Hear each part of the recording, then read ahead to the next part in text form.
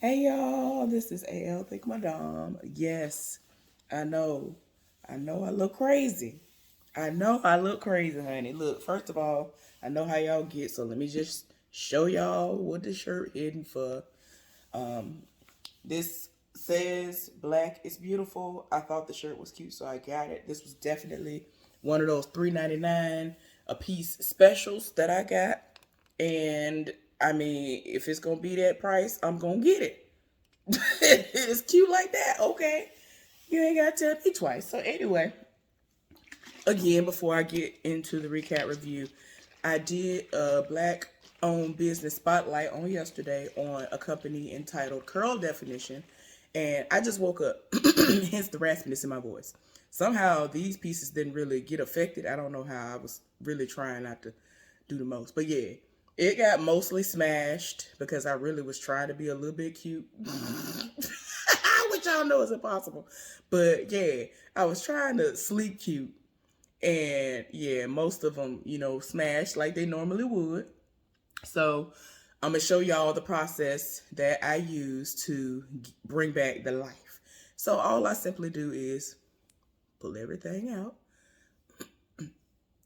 I mean, and everything basically goes back to where it was. I pull everything out gently. See, everything just spring back to life, back to reality.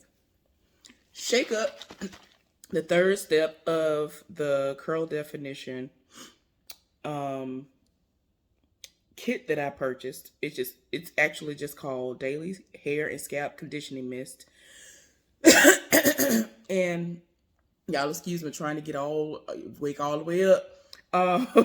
But yeah, and it is vitamin enriched curl refresher blended with herbal infused oil, aloe vera juice, and glycerin to build and maintain moisture. Use generously daily to rehydrate hair, scalp, and refresh product.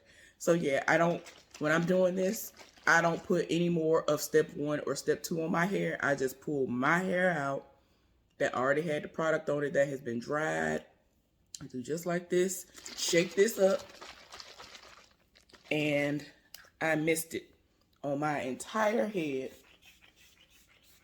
Like, that's literally all I do. To me, it has a really light scent, which is not overpowering. As I keep telling y'all, that's something that I definitely look for. And now it's back to what it was before. And I just do that every single day. It's as simple as that. And just in case y'all forgot what the bottle looked like or you haven't seen it, this is the third step to that. Let me get out of here so it can show. But yeah, 16 ounces is the biggest size they have. And for me, I was like, if it's going to work, I don't want to sit up here and look crazy because I just sat up here and got the smaller size. What if it worked? And it works. So now I'm glad that I purchased those. Like I told y'all in the other video, I was going to purchase a cleaning kit, which was dealing with shampoos, conditioners, and all that stuff, and the comb. And they had the comb still in stock because the first time that I tried, when I knew I was going to purchase the products, they didn't have it in stock. But this is my third purchase from them. They didn't have the comb the first 2 times, and they had it this time. The comb is just $5, but it looks so sturdy, and I want it while I'm doing my hair, especially when I know I'm gonna wear my hair in some way like this. And I'm just glad and I'm excited. Okay, y'all. So I had some technical difficulties, meaning I did not like the way that it came out. So I'm doing it over. I felt like I didn't bring it like I wanted to. So I'm just doing the actual recap review over and leaving in what I did at the beginning because y'all had to see that. I needed y'all to see how the product worked and all that. And y'all normally like looking at my shirt. So anyway, back to what I was saying. Let me say it all over again. It's all right. So it basically started where it left off last time, and it is in North Carolina this time. This is what the name of this episode is. It's North Carolina, and Cora is with the young dude, and the part of the railroad that they're trying to get through is blocked off.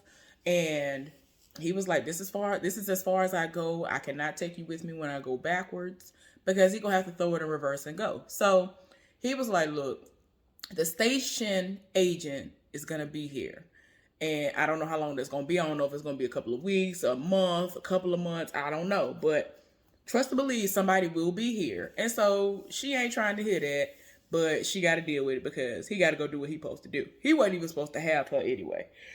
So she, got to deal with what she got to deal with. He has actually provided her with a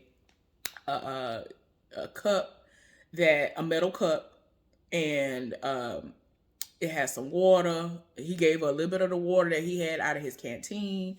And he told her, look, hopefully this will tide you over and you'll be all right. It's water. That should tide you over for a good little while. You'll be all right, I hope. Okay, bye. So he ended up leaving. So she's by herself. So she, of course, wants to explore.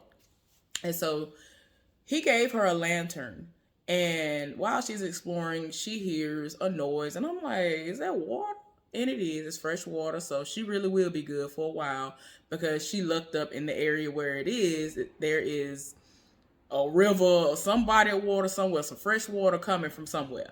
So she looked up with this because ain't no telling how long she's going to be down there. Well, the station agent actually appeared not long after that. Like less than 10 minutes apparently after old boy dropped her off and backed up out of there. The station agent appeared.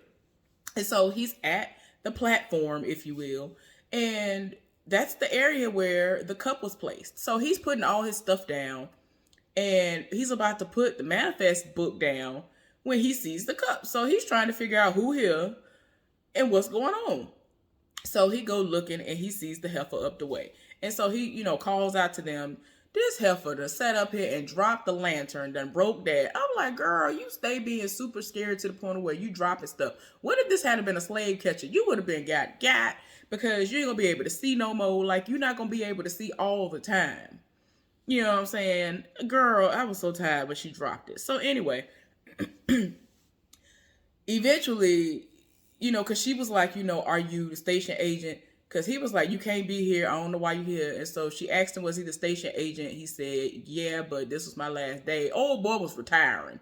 The most is popping off where he lived, y'all. So let me give y'all a brief synopsis of what it is, what is hidden for where he lived. So he lived in a town in North Carolina. And all of North Carolina, I guess, is supposedly like this, but definitely in the town that he lives in. They have ran out and or killed all of the black people. So there are no more black slaves. The people who have taken over now who actually do the work that the black slaves were doing are Irish men and women. So, yeah. If you don't look something like them, even though you don't speak the way they speak, you ain't got no business there. So old boy told her, I can't help you. This is my last day. I actually came to drop this manifest off because I'm tired of my spirit. The most popped off. And she's not understanding that he is in a situation, meaning where he lived, even though he's not like that, the people that he live around are trash and he can't help her. So she begging him, pleading with him. And eventually he was like, look, okay. Because he can see the desperation in her eyes. And he is fully aware of how this goes because he is a station agent. Like, this is a terrible type of situation that's been going on. People should not have to sit up here and try to escape. And ain't nobody asked to be in them chains and to be on these people's plantations. So he had to explain to her, look, I am not your master, but you will have to do exactly what I say. Okay, do you understand that? So he ends up having a horse and cart, carriage, whatever you want to call it. And she's in the back of it and covered up by this quilt or sheet or whatever you want to call it. So anyway, they get to this one point and they stop. And so he ends up snatching it off of there. Because at first the way they snatch it off, I'm like, is somebody searching the cart or is it him? He takes it off. And he told her, you need to see this before we go any further. So I'm looking like, what is it? Child, she done raised up out the cart. All you see is what they call Freedom Highway, I guess. Freedom Road, Freedom Highway, child. And it is literally this long road that has trees steadily on each side. I don't know if y'all ever saw Preacher, but it's kind of like that road that led to like his mom and them house or whatever. This road that he had. It was one of them. Anyway, seems to be very prominent in the South. So anyway, On this road, all you see are trees galore, and you see bodies hanging and swinging from the trees. These people have been long dead, killed, hanged. And all the people who have been hanged are slaves and people who have tried to help these slaves by keeping them, held up in their homes so that they can try to, save them from the foolishness that is the area that they live in. So I was just like, Lord, this is just too much. So anyway, child, they doing the absolute most. And so he done covered her up. Now she know what it is because she trying to figure out what is going on. And this is the consequences. If you decide to be a white person harboring these slaves, you're going to end up hanging right along with them. They're going to kill you too. So he's trying to explain to her, this is why I was quitting. This is the foolishness I got to deal with. I ain't got time. I'm just trying to survive in this world. So he ended up getting to the house and he driving to this barn shed type situation where the horse and cart are going to be. This heifer try to hop out. The door ain't even closed. I'm like, girl, what's wrong with you? Girl, I'm sorry. If he just showed me that, I'm not finna try to hop up out of nothing. So anyway, she really trying to hop. I mean, she done took the cover off and everything. He had to like wrangle her down. I was like, no, you can't leave yet. I gotta do what I gotta do first. This is not safe. Do not, under any circumstances, get out of here. That man, the heifer, waited till he closed the barn doors and went in the house, and then she gonna hop out of there, and she looking around.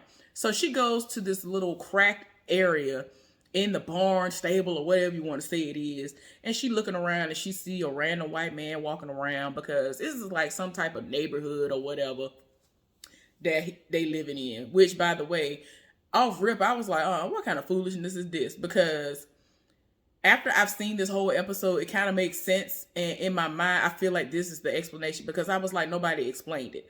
I feel like the trees that you see that are in the neighborhood, first of all, if you haven't seen the show, look, all the trees that are in the neighborhood, no matter how big, wide, small they are, all the bottoms of the trees have white paint around them. I feel like that is supposed to signify that this is white country. This is the white area. They already say later on in the episode that this is considered to be purity. Y'all already know that when it comes to black people, white people, darkness and light, they always feel like the darkness is evilness and white is just pure, which we all know, especially when it comes to human nature, a lot of demons are not are that of the white variety. So it's like, don't try to make it seem like, oh, all black people are terrible and y'all hate our skin and all this other stuff. It's just ignorance. But I feel like these trees all have white on the bottom of them to signify we all here for the solidarity of being white, and we don't have none of y'all around here and all this other stuff. But they do the most. So the man's wife, she is like at this situation where I guess like all the wives link up and they have this like prayer meeting type situation, and it's outside in an open area, and it's like a whole bunch of candles and everybody go one by one and say a prayer. So anyway, he done snuck her into the house because, he had to wait until the coast was clear because there are random people all around at times. So he waited on the wife to get home. The wife get home. She called out to him and he answers and go roll up on her and immediately tells her, I got to tell you something. So the wife acting like he done came to her before talking about, I got to tell you something. So I'm like, wait a minute. And I don't know why my mind went this way immediately. I'm like, well, dang. Did he have a baby with one of the slaves or something before, they were not the ones who were having slaves in their homes? Like, what is going on? And like, is that what happened? What's going on? But yeah, it got to a point where she saw Cora. She walked off very angrily. And I'm like, why is she so mad though? So yeah, she's mad, I mean, I get it, but at the same time, in my mind, I was still like, why are you mad? But of course she's upset because if anybody finds out that Cora is there, all of them are as sure as dead. So anyway, he has led her up to the attic, told her that she's going to be able to live up here, but she cannot live in that space. There is a crawl space above there where his daddy built that house, and it has a false bottom. So she has to go up into the little crawl space and live there. What he neglected to tell her was that there was already a child living there. And in my mind, I'm like, the child light skinned, even though it don't mean nothing, but still.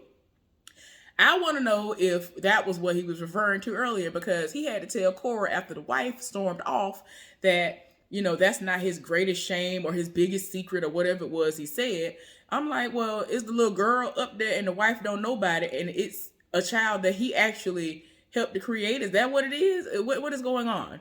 Because I don't know his story. I don't know if he had some dealings with slavery involuntarily, because some people, because of the color of their skin, their relatives was here for that foolishness, but some of the people weren't, and they kind of would try to help slaves, and they might have loved somebody. Like, ain't no telling what was going on. Maybe they forced him to have these sexual activities. I don't know. That's just one little random theory I threw out there. But he has a little child, and it might just simply be he saw this small child roaming around, or she rolled up on him, and he is just harboring her, and that's just what it is. That might simply just be what it is, and the wife don't even know nothing about it, and the girl has been very, very quiet. So anyway, Cora get up there, and she literally has to crawl to her, because it really is a crawl space. It's not suitable for anybody to try to live. I wouldn't even want to take a nap up there for one day. Sorry, it's just no. Nah. The little girl had to tell her that you can't crawl right there in this one spot because the plank make a whole lot of noise. So she had to raise her hand up off of it and be mindful of that, because it really makes a whole lot of noise. And so she straight up told her, this is my area. You can have anything that's over there. It is what it is. So they got to settle in and deal with it because she there. So the husband and the wife, they talking and getting into it and all this other stuff. And I'm just like, whatever. He already know what it is. He's apologizing. Like, he's like, I couldn't help it. What was I supposed to do? Just leave her there? And of course they getting into it. Child. So like the next day or another day when it's actually daylight out, a slave catcher and the whole community, they was out in the area where the women were earlier, and they had all those candles out there. And Cora and the little girl's name is Grace, that's up there in the attic crawl space with her. They looking out, and they about to see an execution, because there is a slave that is there who was trying to escape in some boat or something like that, and they found her stowed away, and she was found. And so they're gonna do like they normally do and put it on display, so everybody gonna see what it's about to be hidden for. And of course, they did like they normally do and read a scripture, and then they ended up gutting her like a pig, killed her. So Cora wasn't expecting to see that, and so she gasped. And as soon as she gasped, I was like, girl, if you don't shut up. I don't know if the new slave girl in the house or not, because I don't remember if I said this or not on this one, because I told y'all I'm re-recording. But since there are no black slaves anymore, they have incorporated Irish men and women to do the work. So ain't no telling if the girl there and you making all this noise. And so she was like, oh, Grace was like, oh, I'm sorry. I forgot to tell you about that part. And so, oh boy, he has to play like he is, a part of this foolishness. Like, even when they would laugh at heinous jokes about black people, he would kind of make it seem like he was laughing too. Child, the wife, I think her name is Ethel. She trash. I said what I said. I can't. Yeah, they gotta play this up like they ain't got a whole situation going on in their house. They got 2 slaves, honey, in their house.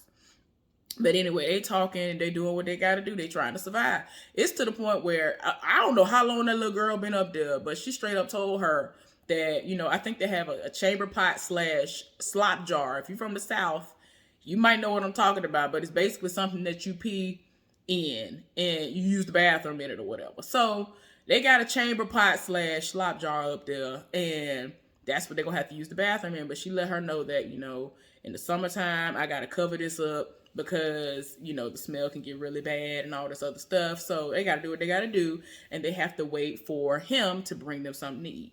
So after the little ceremony and celebratory, ooh, we killed this nigger that tried to escape and do all these other things, they showing Cora and the little girl talking and all that. So one day, the new slave girl, she done came up into the attic, and she's like getting quilts or putting quilts up or doing something. And she trying to get into it. Somebody that made noise. I don't know if it was Cora or if it was Grace. Somebody made a little noise. This heifer is too investigative for me. So she was like, wait a minute, baby, what's going on here? And so she ended up trying to figure out where the noise came from. And so instead of her saying, wait a minute, am I okay? Like, is there an animal up here or no? Oh, okay, let me go back to doing what I was doing to get from up here. So I ain't got to be up here no more. It's an old attic. Ain't no telling what's going on.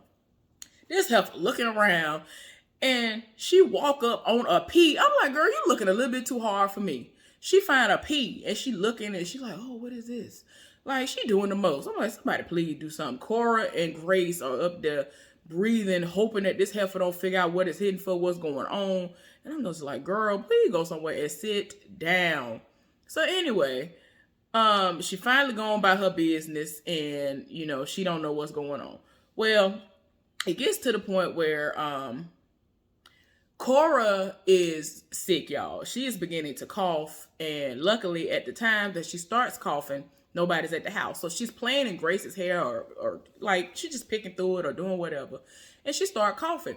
And so she has a little rag. She done coughed into the rag. The rag got blood on it. I was like, Lord, that's the last thing y'all need. So winter and, you know, fall and winter are about to start ushering in, and it ain't no environment for, first of all, it just ain't no environment for nobody to live in anyway, to be in that crawl space. So he came up there to bring them some chicken and something to drink and all this other stuff. And so she tried to tell him, I'm sick and we need to get out of here. This is no place for us to sleep. The air is, I need some air. So she came down into the attic part to get some air, because it's literally the two of them up in there. Ain't no air to get, even though they're like little small holes and stuff in the attic. One in particular, but the other part is just no. So he kind of looking at her like, ain't nothing I can really do about that. You know, I told you the situation. I didn't want to bring you, but, you know, I'm trying to do the best I can. All I can do is just bring you food. I could bring you some lemon juice or something like that every morning. You're going to have to take it so you can hopefully get better. And that's all he could offer up to her. So one night, the slave girl at the house, and she'd have cooked dinner for the two of them. Child, he got to sit up here and act like he coughing because Cora coughing so bad and can't control it. And so then he had to think fast. So he made himself throw up all over the place like he got smallpox or something. And the wife trying to usher over to him. And then she was like, no, you gotta go. We'll stand for you when it's safe. Oh, da da da da. So they got to make it seem like he's sick. It then got to the point where he has to go around and act like he at the house sick. It's to the point the wife, they'll put on a performance. The wife will put a quilt over him and he'll go outside and sit in a rocking chair or some kind of chair somewhere and just be coughing whenever Cora cough, or, you know, just act like he coughing and sick. And that's why they ain't got the person at the house to clean their house and to cook for them no more. So Cora is so sick, y'all, to the point where I guess they got her down out of the attic. They had to get her, because I don't know if she, sometimes you can remember, but not really, or you can help yourself do what you need to do, which is to get down. But anyway, she is out of the attic and into one of the beds at their house. I don't know if it's their bed, if they had another bed, but anyway, the wife is over her. Cora comes to, trying to figure out where she at, because she's actually in a bed. That's how sick she is. To make a long story short, this heifer done said to Cora that, you know, oh, well, I'm going to have to pray over you and pray for you, and I'm going to have to read this Bible to you because y'all are evil, meaning black people, and y'all are the problem. Making it seem like black people are just these issues, these major issues. Child, please. So she reading the Bible to her. Cora already told her that she already know how to read, and her husband already gave her a Bible and all this other stuff. So she was like, oh, you've been reading it without instruction? Oh, okay. And so that basically was like, yeah, this is dismissive. I'm going to dismiss all of that. I'm going to read and do what I need to do, because you're damned. Your soul is damned. All of your people are damned. She did the absolute most. I was tired of my spirit. So then the husband outside playing this game like he's sick. And he look up the street, the slave catcher coming. And so they done brought him over there and explained who he is. And so he was like, yeah, slave girl, one of my slaves got out. She from Georgia. And da-da-da. He done showed her the little wanted sign and all this other stuff. And he was like, well, I don't know what you're talking about. I haven't seen a slave girl. And I'm really sick. I got the pox. And he really trying to cough and all this other stuff. He done created a ruckus on purpose so that the wife could hear, because she in there trying to preach over her and all this other stuff. So the wife finally catch on and was like, what is going on? So she went peek out, and she see that all these people that got her husband basically hemmed up and questioning him. So she trying to rush and get Cora upstairs.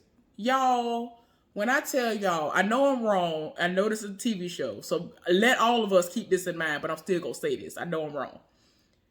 cannot stand that little black boy that be with the slave catcher. I cannot stand that little black child. Understand that they are molding his mind, but at the same time, I still cannot stand him.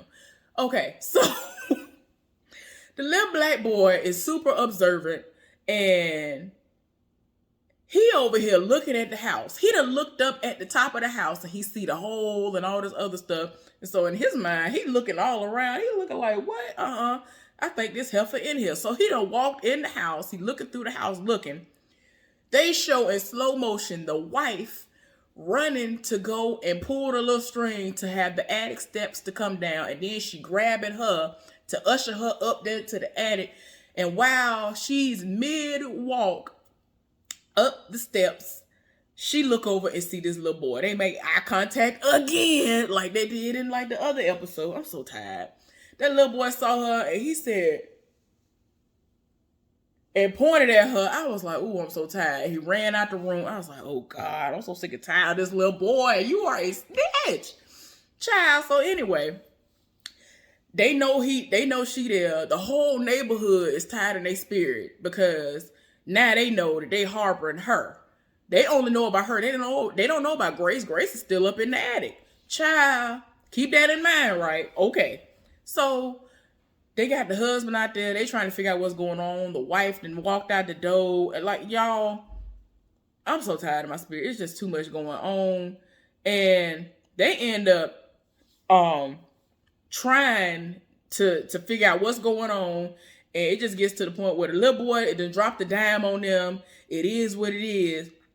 And they want to, like one of the women that came up to her and went off on her. And child, they done went off on the whole family. And then eventually, Coras came out the house. Because ain't nothing they could do. They already know they there. The little boy that saw her. So anyway, she done came out the door. Child, they wanted, the whole community want to know what you going to do to the husband and the wife because they normally hang them. So they was like, because he had to set it off. The whole neighborhood was like, get that nigger out of here. Setting it off. I was like, if y'all don't get somewhere else. So he had to set it off. He was like, this is my slave. And by the law, da da da da.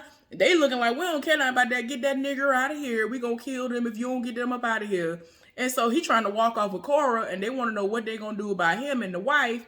And so he want to know where did they come from, and eventually he told him the railroad. So, of course, he done snatched him up so that he can lead him to it. And so, child, I'm so sick and tired in my spirit. So, I don't know what they did to the wife. They probably going to go hang her or burn her at the stake or whatever. I don't know.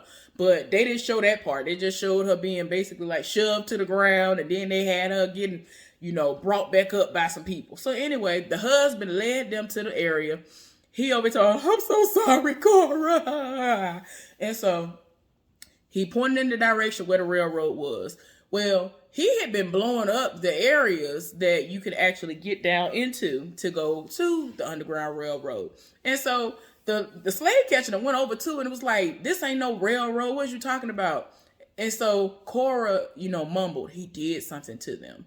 And so he was like, what'd you do to him? And he was like, I damned them. So he was going around blowing up different areas so that is why all that stuff was blocked off, because he didn't want nobody to come no more. And then he wouldn't have to deal with all this other stuff going on. So it was a miracle that she even came and was able to get to him. Like the most it popped out, but he has been actively blowing up little areas. So can't nobody come into town no more and blow up their spot. Well, you done sat up here and gave him all the information he needs. So he over here trying to get down and, go over there because he can't see it, because he want to see it for himself. He can't even get down in there and see how it works. Well, the little boy is a little boy. And so he looked at him and he probably was like, yes, sir, master, what you want me to do? I'll do it for you. Because he treats him basically well. Well, he's small enough and he done got down in there. And he looking around with a lantern trying to see how the situation go. I'm just like, oh, y'all make me sick. So then back to the man, the husband on the ground, and they just shot him in his back. He dead. And Coras was so tired when she found out that he told them about what was going on and that he had blew up all this stuff. Old boy already had him where he needed him. Man, Coras moved him out the way and started trying to choke him. Keep in mind, everybody's chained up. So Coras was so sick and tired. Her spirit was like, really? You over here messing up my freedom? The way to me to get the freedom? Oh, she started strangling him. and all this. They had to knock her out of the way. So anyway, child, he over here talking to her, and she was like, "How did you find me?" And he walked over to her and was like, "I don't see it as if I found you. I feel like you found me." And I was just like, boy, ain't nobody got time for this foolishness in life. Like, I'm so sick and tired of being sick and tired, y'all. This show is doing the absolute most. But that was the episode. I'm tired in my spirit.